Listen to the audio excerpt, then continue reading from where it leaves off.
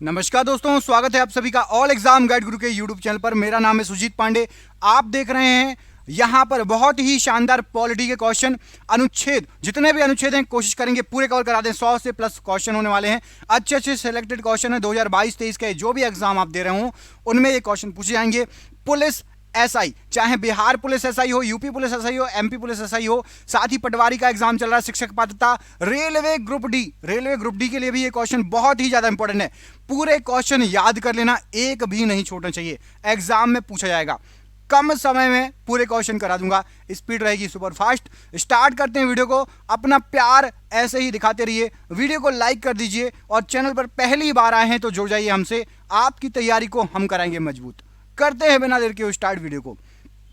संविधान सभा द्वारा अंतिम रूप से पारित संविधान में कुल कितने अनुच्छेद और अनुसूचियां हैं? संविधान सभा ने जो पारित किया था उस समय की बात हो रही है। राइट आंसर हो जाएगा 395 अनुच्छेद और टोटल 8 अनुसूचियां। ऑप्शन नंबर यहां पर सी प्रश्न के लिए बिल्कुल सही आंसर है। 395 अनुच्छेद, 8 अनुसूचियां। वर्तमान समय में भारतीय संविधान में गणना की दृष्टि से कुल कितने अनुच्छेद और अनुसूचियां हैं? तो यदि आप गिनेंगे तो गणना की दृष्टि से 395 अनुच्छेद और 12 अनुसूचियां। ऑप्शन नंबर यहां पर बी बिल्कुल सही आंसर हो जाएगा। 395 अनुच्छेद गणना की दृष्टि से और 12 अनुसूचियां। वर्तमान में भारतीय संविधान में धाराओं की कुल कितनी संख्या है? तो हमारे संविधान में टोटल धाराएं जो हैं वो हैं 395। ऑप्शन नंबर बी 395 प्रश्न के लिए बिल्कुल सही आंसर हो जाएगा। संविधान के किस अनुच्छेद में यह अंकित है कि इंडिया अर्थात भारत राज्यों का एक संघ होगा? तो भारत राज्यों का एक संघ होगा, यह कहा गया है अनुच्छेद नंबर 1 में। ऑप्शन नंबर ए अनुच्छेद 1 राइट आंसर है। संविधान के अनुच्छेद 1 में भारत को क्या कहा गया है? तो अनुच्छेद 1 में भारत को कहा गया है राज्यों का संघ। ऑप्शन नंबर यहां पर डी राज्यों का संघ प्रश्न के लिए बिल्कुल सही आंसर है। भारतीय संविधान के किन अनुच्छेदों में नागरिकता संबंधी प्रावधान दिए गए हैं? तो नागरिकता संबंधी प्रावधान अनुच्छेद नंबर 5 से लेकर अनुच्छेद नंबर 11 में दिए गए हैं। अनुच्छेद 5 से 11 के अंतर्गत नागरिकता संबंधी प्रावधान दिए गए हैं। क्वेश्चन याद रखिएगा, बहुत इंपॉर्टेंट क्वेश्चन है। निम्नलिखित में से किस अनुच्छेदों द्वारा भारतीय संविधान नागरिकों को मूल अधिकार निश्चितता प्रदान करता है? तो मूल अधिकारों का जिक्र यह किया गया है अनुच्छेद 12 से लेकर अनुच्छेद 35। यहां पर ऑप्शन नंबर ए मूल अधिकार अनुच्छेद 12 से लेकर अनुच्छेद 35 प्रश्न के लिए बिल्कुल सही आंसर है। नौकरियों तथा शैक्षणिक संस्थाओं में समाज के कमजोर वर्ग के लिए आरक्षण उपलब्ध कराने के लिए केंद्र सरकार को संविधान का कौन सा अनुच्छेद अधिकार प्रदान करता है? तो यहां पर नौकरियों और शिक्षण संस्थाओं में आरक्षण ये जो प्रदान करता है हमारा संविधान अनुच्छेद 16 में। ऑप्शन नंबर यहां पर भी अनुच्छेद 16 प्रश्न के लिए राइट आंसर है। भारत के संविधान का निम्नलिखित में से कौन सा अनुच्छेद अस्पृश्यता का उन्मूलन करता है तथा किसी भी रूप में इसके आचरण का निषेध करता है कि आप नहीं कर सकते? राइट आंसर क्या हो जाएगा? ऑप्शन नंबर सी अनुच्छेद 17 में अस्पृश्यता के बारे में दर्शाया गया है। अनुच्छेद 17 ऑप्शन नंबर यहां पर सी राइट आंसर है। भारतीय संविधान का कौन सा अनुच्छेद राष्ट्रपति के पद के लिए पुनः निर्वाचन की योग्यताएं निर्धारित करता है? तो राष्ट्रपति के पद के लिए पुनः निर्वाचन की योग्यताएं अनुच्छेद 57 में दी गई हैं। ऑप्शन नंबर डी अनुच्छेद 57 प्रश्न के लिए राइट आंसर है। भारतीय संविधान के किस अनुच्छेद के अंतर्गत भाषण एवं अभिव्यक्ति की स्वतंत्रता के अधिकार की गारंटी दी गई है? तो भाषण और अभिव्यक्ति की आपको स्वतंत्रता है, इसकी गारंटी दी गई है अनुच्छेद नंबर 19 में। ऑप्शन नंबर ए अनुच्छेद 19 प्रश्न के लिए बिल्कुल सही आंसर है। भारतीय संविधान के किस अनुच्छेद में प्रेस की स्वतंत्रता समाहित है? तो प्रेस की स्वतंत्रता ये आपकी राइट आंसर हो जाएगा अनुच्छेद 19(1). ऑप्शन नंबर यहां पर डी अनुच्छेद 19(1) प्रश्न के लिए राइट आंसर है। मौलिक अधिकार के अंतर्गत कौन सा अनुच्छेद बच्चों के शोषण से संबंधित है? तो मौलिक अधिकार के अंतर्गत बच्चों के शोषण से संबंधित है अनुच्छेद नंबर 25। ऑप्शन नंबर डी अनुच्छेद नंबर 24। अनुच्छेद नंबर 24 ऑप्शन नंबर डी यहां पर बच्चों के शोषण से संबंधित मौलिक अधिकार के अंतर्गत। भारतीय संविधान के किस अनुच्छेद में अल्पसंख्यकों के हितों की संरक्षण की व्यवस्था की गई है? तो अल्पसंख्यकों के हितों का संरक्षण राइट आंसर हो जाएगा। यह की गई है आपके ऑप्शन नंबर बी अनुच्छेद 29 में। अनुच्छेद 29 में अल्पसंख्यकों के हितों की संरक्षण की बात व्यवस्था की गई है। कौन से अनुच्छेद के अंतर्गत? भारत का सर्वोच्च न्यायालय नागरिकों के मौलिक अधिकारों की रक्षा करता है। तो भारत का सर्वोच्च न्यायालय मतलब सुप्रीम कोर्ट ये मौलिक अधिकारों की रक्षा करेगा और यह दिया गया है अनुच्छेद number 32, option number D.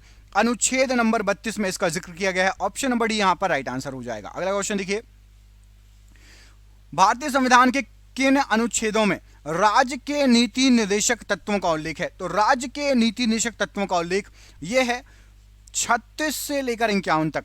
Option number सी अनुच्छेद 36 से अनुच्छेद 51 तक राज्य के नीति निर्देशक तत्वों का उल्लेख किया गया है। भारतीय संविधान के अंतर्गत कल्याणकारी राज्य की अवधारणा निम्नलिखित में से किस अनुच्छेद में वर्णित है? याद रखना, एक एक वर्ड याद रखो, कल्याणकारी राज्य की अवधारणा। तो ये जो वर्णित है राइट आंसर हो जाएगा अनुच्छेद 39, ऑप्शन नंबर यहां पर भी अनुच्छेद 39 39 प्रश्न के लिए बिल्कुल सही आंसर हो जाएगा। अगला क्वेश्चन देखिए, भारतीय संविधान का कौन सा अनुच्छेद राज्य सरकारों को ग्राम पंचायत के गठन का निर्देश देता है? तो राज्य सरकार ग्राम पंचायतों का गठन करेगी, इसका निर्देश दिया गया है अनुच्छेद 40 के अंतर्गत। ऑप्शन नंबर यहां पर डी अनुच्छेद 40 प्रश्न के लिए बिल्कुल सही आंसर हो जाएगा। 42वें संशोधन द्वारा संविधान के किस अनुच्छेद में मौलिक कर्तव्यों को जोड़ा गया था? तो 42वें संशोधन द्वारा संविधान में मौलिक कर्तव्यों को जोड़ा गया था आपका अनुच्छेद number 51A। 51A option number यहां पर भी प्रश्न के लिए बिल्कुल सही आंसर हो जाएगा। अगला क्वेश्चन देखिए, भारतीय संविधान के किस अनुच्छेद में मौलिक कर्तव्यों की चर्चा की गई है? तो मौलिक कर्तव्यों की चर्चा जो की गई है ये आपकी की गई है 51A के तहत। ऑप्शन नंबर यहां पर 51A, ऑप्शन नंबर बी प्रश्न के लिए बिल्कुल सही आंसर हो जाएगा, ऑप्शन नंबर बी। अगला क्वेश्चन देखिए, संघ की कार्यपालिका शक्ति राष्ट्रपति में निहित होगी जिनका प्रयोग वह स्वयं या अपने अधीनस्थ अधिकारियों के द्वारा करेगा। तो संघ की कार्यपालिका शक्ति राष्ट्रपति में निहित है, यह कहा गया है आपका अनुच्छेद 53 में, ऑप्शन नंबर सी। अनुच्छेद 53 में इसका जिक्र किया गया है, option number C right answer है। भारत के संविधान के किस अनुच्छेद के अंतर्गत भारत के राष्ट्रपति पर महाभियोग चलाया जा सकता है? तो भारत के राष्ट्रपति पर महाभियोग चलाया जा सकता है अनुच्छेद 61 के तहत। 61 किससे संबंधित है? महाभियोग से। ऐसे याद होना चाहिए, आपसे कोई पूछे 61वां किससे संबंधित है तो सीधे राष्ट्रपति पर महाभियोग। अगला क्वेश्चन देखिए, संविधान के किस अनुच्छेद में उपराष्ट्रपति पद का प्रावधान दिया गया है? तो उपराष्ट्रपति पद का प्रावधान यह दिया गया है आपका अनुच्छेद नंबर 63 में, ऑप्शन नंबर सी अनुच्छेद 63 में उपराष्ट्रपति पद का प्रावधान दिया गया है। अच्छा, आपसे क्वेश्चन पूछता हूं, थोड़ा सिंपल क्वेश्चन है। आपको पता होगा हमारे प्रथम उप प्रधानमंत्री कौन बने थे? वाइस प्रेस जो है प्राइम मिनिस्टर, उप प्रधानमंत्री कौन बने थे? उनका नाम बताओ और कमेंट करके बताओ क्या संविधान में उप प्रधानमंत्री के बारे में कोई जिक्र है या नहीं।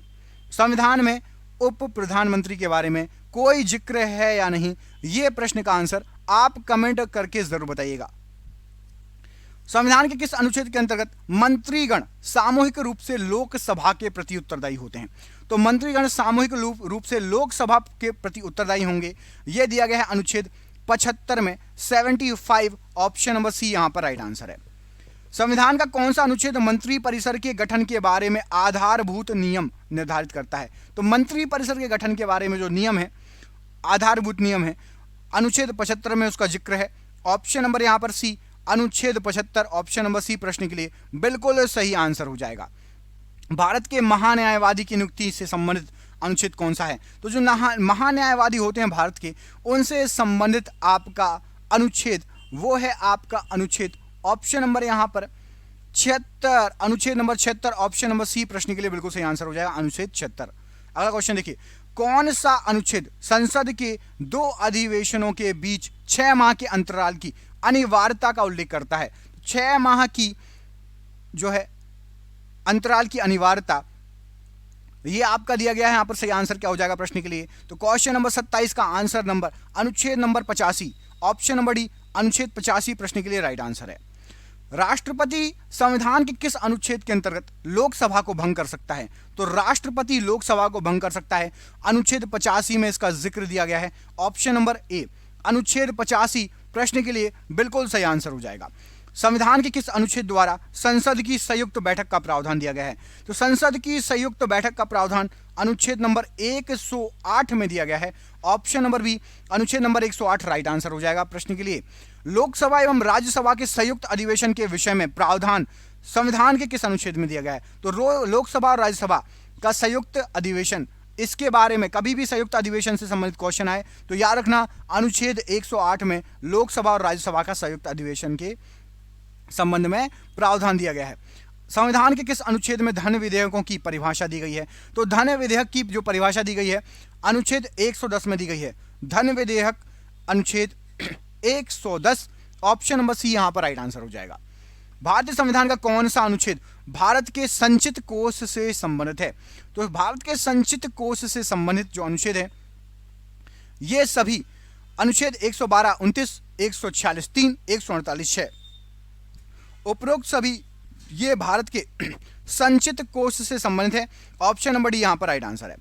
भारतीय संविधान का निम्नलिखित में से कौन सा अनुच्छेद भारत के राष्ट्रपति में अध्यादेश जारी करने की शक्ति प्रदान करता है? तो राष्ट्रपति के पास अध्यादेश जारी करने की शक्ति है और ये आपका 123 123 अनुच्छेद नंबर 123 ये अध्यादेश से संबंधित है। ऑप्शन नंबर सी यहां पर राइट आंसर है। संविधान के किस अनुच्छेद में सर्वोच्च न्यायालय के न्यायाधीश पर महाभियोग चलाए जाने का प्रावधान है? तो सर्वोच्च न्यायालय के न्यायाधीश पर महाभियोग चलाया जा सकता है अनुच्छेद 124 के अंतर्गत। ऑप्शन नंबर सी अनुच्छेद 124 राइट आंसर है। राष्ट्रपति सर्वोच्च न्यायालय से संविधान के किस अनुच्छेद के अंतर्गत परामर्श ले सकता है? राष्ट्रपति जो है सुप्रीम कोर्ट से परामर्श ले सकता है और ये उसको अधिकार दिया गया है अनुच्छेद 143 के 143 के अंतर्गत 143। ऑप्शन नंबर डी अनुच्छेद 143 प्रश्न के लिए बिल्कुल सही आंसर हो जाएगा। सर्वोच्च न्यायालय अपने द्वारा सुनाए गए किसी निर्णय आदेश का पुनरावलोकन कर सकता है। यह व्यवस्था संविधान के किस अनुच्छेद में उपबंधित है? तो सुप्रीम कोर्ट अपने द्वारा सुनाए गए किसी भी आदेश या निर्णय का पुनरावलोकन कर सकता है और यह जिक्र किया गया है अनुच्छेद 137 में। ऑप्शन नंबर सी अनुच्छेद 137 राइट आंसर है। संविधान के निम्नलिखित में से किस अनुच्छेद में यह व्यवस्था की गई है कि उच्चतम न्यायालय द्वारा विनिश्चित विधि भारत के राज्य क्षेत्र के भीतर सभी न्यायालयों पर आबंध कर होगा? उच्चतम न्यायालय मतलब सुप्रीम कोर्ट की बात हो रही है। तो राइट आंसर हो जाएगा सुप्रीम कोर्ट का फैसला अनुच्छेद 141। ऑप्शन नंबर ए यहां पर अनुच्छेद 141 राइट आंसर है। अगला क्वेश्चन देखिए, भारतीय संविधान में सर्वोच्च न्यायालय तथा उच्च न्यायालय को न्यायिक पुनरावलोकन की शक्ति प्रदान की गई है जिसका आधार क्या है? तो सर्वोच्च न्यायालय उच्च न्यायालय मतलब सुप्रीम कोर्ट हाई कोर्ट दोनों को है न्यायिक पुनरावलोकन की शक्ति और ये किसके आधार पर है? तो ये दी गई है आपकी अनुच्छेद नंबर 32। ऑप्शन नंबर यहां पर भी अनुच्छेद 32 प्रश्न के लिए बिल्कुल सही आंसर हो जाएगा। संविधान के किस अनुच्छेद के अंतर्गत अधीनस्थ न्यायालय या जिला न्यायालय का प्रावधान दिया गया है? तो जिला न्यायालय या अधीनस्थ न्यायालय यह जिक्र किया गया है अनुच्छेद 233 के तहत। ऑप्शन नंबर यहां पर भी 233 प्रश्न के लिए राइट आंसर है। भारतीय संविधान का कौन सा अनुच्छेद संवैधानिक प्रावधानों की संघीय संसद या राज्य विधान पालिकाओं द्वारा बनाए गए नियमों कानूनों पर प्राथमिकता प्रदान करता है?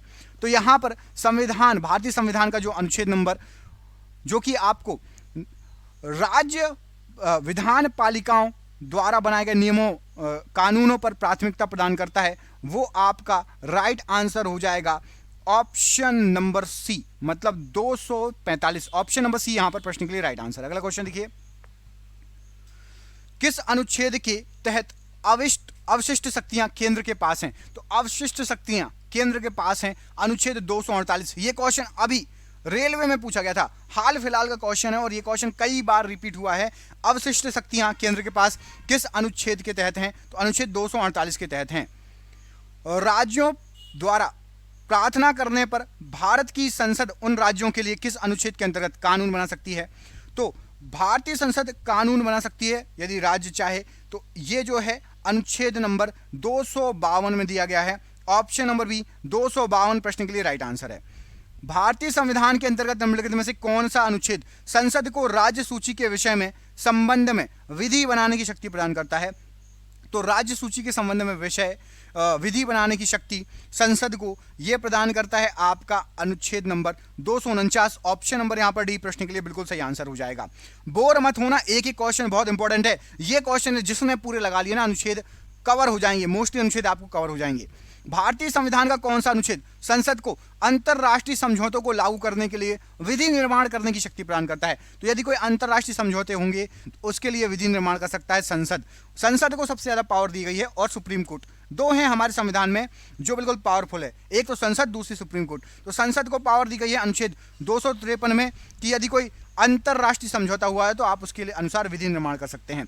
केंद्र राज्य के प्रशासनिक संबंध भारतीय संविधान के किस अनुच्छेद में वर्णित है? तो केंद्र और राज्य के प्रशासनिक संबंधों का वर्णन अनुच्छेद 256 से 263 तक दिया गया है। ऑप्शन नंबर यहां पर ए अनुच्छेद 256 से 263 राइट आंसर हो जाएगा। संविधान के किस अनुच्छेद के अंतर्गत केंद्र सरकार राज्य सरकारों को निर्देश दे सकती है? तो केंद्र सरकार राज्य सरकारों को निर्देश दे सकती है 256 के अंतर्गत। ऑप्शन नंबर ए अनुच्छेद 256 प्रश्न के लिए बिल्कुल सही आंसर हो जाएगा। अंतरराज्यीय परिषद के गठन का प्रावधान संविधान के किस अनुच्छेद के अंतर्गत है? तो अंतरराज्यीय परिषद का गठन यह दिया गया है संविधान के अनुच्छेद 263 में। ऑप्शन नंबर सी अनुच्छेद नंबर 263 प्रश्न के लिए बिल्कुल सही आंसर है। भारतीय संविधान के किस अनुच्छेद के अंतर्गत वित्त आयोग के गठन का प्रावधान है? तो वित्त आयोग का जो गठन कहा गया है, तो वित्त आयोग का गठन हम अनुच्छेद 280 में दिया गया है। ऑप्शन नंबर बी 280 के तहत वित्त आयोग का गठन कर सकते हैं।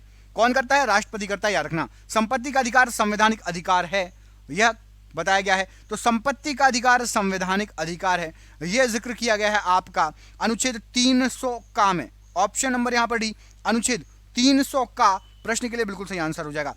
पहले संपत्ति का अधिकार कौन सा अधिकार था? कमेंट बॉक्स में कमेंट करके बताइए। भारतीय संविधान के किस अनुच्छेद में नैसर्गिक न्याय के प्रसिद्ध सिद्धांत सुनवाई के अधिकार का समावेश किया गया है? तो सुनवाई का अधिकार जो है यह अनुच्छेद 311 में है। अनुच्छेद 311 के अंतर्गत सुनवाई का अधिकार है। ऑप्शन नंबर डी यहां पर राइट आंसर हो जाएगा। भारतीय संविधान का कौन सा अनुच्छेद नई अखिल भारतीय सेवा की स्थापना का प्रावधान करता है? तो नई अखिल भारतीय सेवा की स्थापना का जो प्रावधान दिया गया है यह दिया गया है 312। अनुच्छेद 312 में नई अखिल भारतीय सेवा का स्थापना का प्रावधान दिया गया है। संविधान के किस अनुच्छेद द्वारा लोक सेवाओं को संरक्षण प्रदान किया गया है? तो संविधान के लोक सेवाओं को संरक्षण जो प्रदान किया गया है अनुच्छेद 311 के अंतर्गत। ऑप्शन नंबर यहां पर भी अनुच्छेद 311 प्रश्न के लिए बिल्कुल सही आंसर हो जाएगा। दोस्तों 100+ क्वेश्चन है, मैं आपको दिखा देता हूं। देखिए 100+ क्वेश्चन है और मैं आपको, ये वीडियो लंबा हो रहा है, 20 मिनट से ऊपर का हो गया है, तो आपको अगले वीडियो में बाकी क्वेश्चन कवर करा देता हूं। आपको अगला वीडियो चाहिए हो तो आप हमें कमेंट बॉक्स में कमेंट करके बताइए। अनुच्छेद के और भी क्वेश्चन हैं, यदि आप लोग सपोर्ट करेंगे कमेंट बॉक्स में पार्ट 2 लिख दो। जिसको पार्ट 2 चाहिए कमेंट बॉक्स में पार्ट 2 लिख दो, आपको पार्ट 2 मिल जाएगा। सिलेक्टेड क्वेश्चन है, जरूर कमेंट करके बताना जिसको पूरे वीडियो आगे के भी क्वेश्चन देखने हो। मिलते हैं आपसे अगले वीडियो में, अपना ख्याल रखिए। दोस्तों हमारे चैनल पर बहुत सारे वीडियो मिलेंगे आपको, टॉपिक वाइज भी वीडियो हैं, साथ ही साथ आपको मिक्स क्वेश्चन भी मिलेंगे, जीके, साइंस, करंट अफेयर्स के। तो जाके चेकआउट करिए, अपना प्यार ऐसे ही देते रहिए। वीडियो को लाइक करिएगा, दोस्तों के साथ शेयर करिएगा, कमेंट बॉक्स में पार्ट 2 लिख दीजिएगा। बहुत बहुत धन्यवाद दोस्तों, आपका दिन शुभ हो। बहुत बहुत धन्यवाद।